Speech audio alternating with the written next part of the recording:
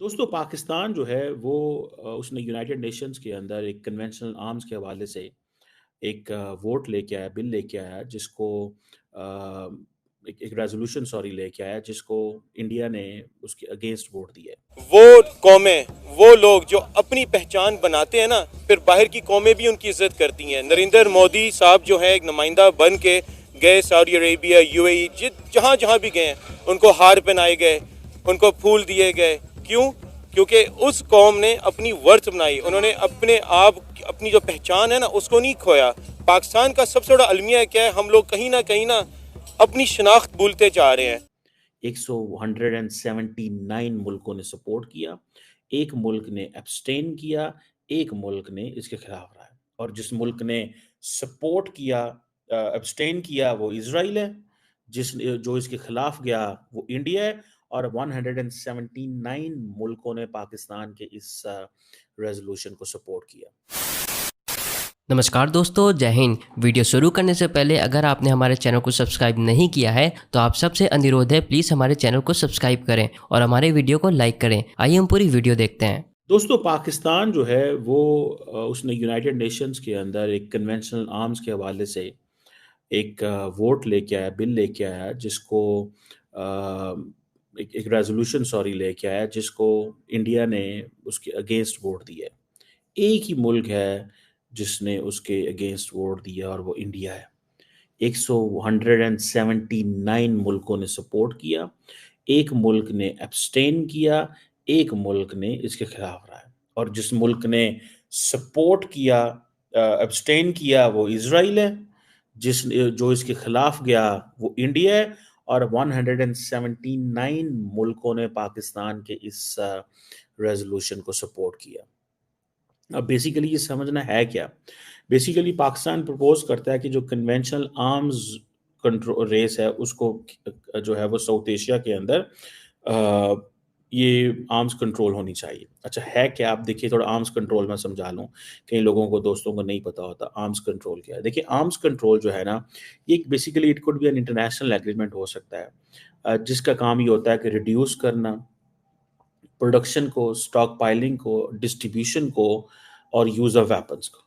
ठीक है जी, पर्टिकुलरली जो वेपन्स ऑफ मैस डिस्ट्रक्शन है, आइदर वो न्यूक्लियर हों, वो बायोलॉजिकल हों, वो केमिकल हों, वो किसी शक्ल में भी हो सकता है।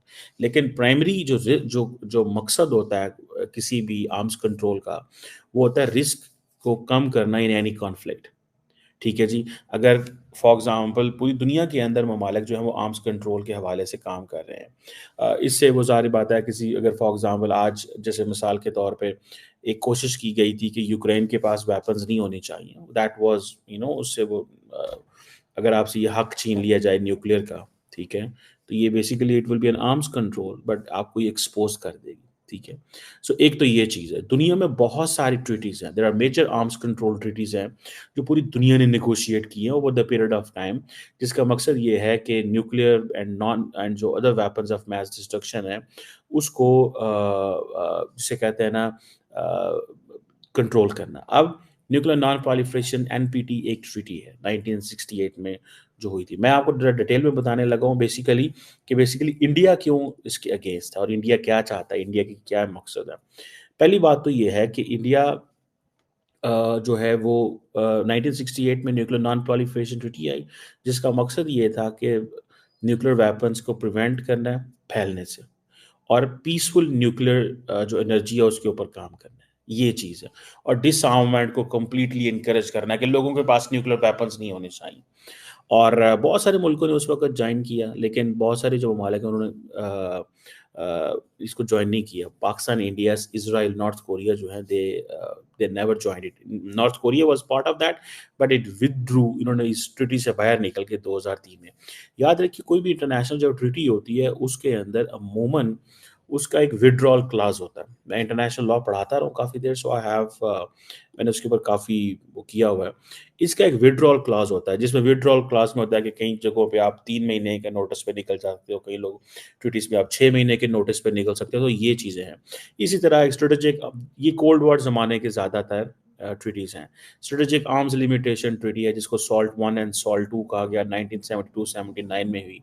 इसका बेसिकली पर्पस ये था कि जो स्ट्रेटेजिक न्यूक्लियर वेपन्स हैं जो अमेरिका और उस वक्त सोवियत यूनियन के पास थे वो जो है उनको लिमिट किया जाए, और उसमें SALT I जो है कहा जाता है कि that led to an anti ballistic missile treaty भी हुई। फिर SALT II जो है वो इसी हवाले से थी। And then there is an anti ballistic missile treaty जिसे ABM ट्रीटी 1972 में की। जब मैं आर्म्स कंट्रोल एंड डिसआर्मामेंट पढ़ता था, फिर पढ़ाता भी रहा काफ़ी देर इसको, so and then I had this understanding कि ये क्या है। बहरहाल लेकिन अमेरिका ने याद रखिएगा ये ABM ट्रीटी से 2002 में विड्रॉ कर लिया था। देन इसी तरह there is an intermediate range nuclear forces treaty, INF इसे बोलते हैं, ये 1987 में आई। अमेरिका इससे भी 2019 में निकल गया क्योंकि रशिया ने इसमें वायलेशंस की हुई हैं। एंड इंडिया और पाकिस्तान, हम जो ममालिक हैं, ये पीछे रहे हैं। इसी तरह START I, START II strategic arms reduction treaty 1991-93 में। इस तरह फिर एक CTBTI comprehensive nuclear test ban treaty 1996 में, जिसका मकसद ये था कि जिन मुल्कों के पास न्यूक्लियर वेपन्स हैं वो उसका टेस्ट ना करें, all to ban all kind of explosion, ताकि उसे टेरर ना फैले। ठीक है, पाकिस्तान और इंडिया ने कभी भी इसको नहीं किया। अच्छा, पाकिस्तान और इंडिया क्या था? पाकिस्तान कहता था कि इंडिया पहले साइन करे, इंडिया कहता था पाकिस्तान साइन करे, और दोनों और कोई मुल्क पाकिस्तान और इंडिया को साइन ही नहीं करवा सका। तो मैं ये बताना चाहूँगा कि अगर उसको मोदी ने ट्रंप को कॉल की है और कॉन्ग्रेचुलेट किया, तो हमारे प्राइम मिनिस्टर शहबाज शरीफ साहब ने भी उनको कॉल किया और कॉन्ग्रेचुलेट किया है।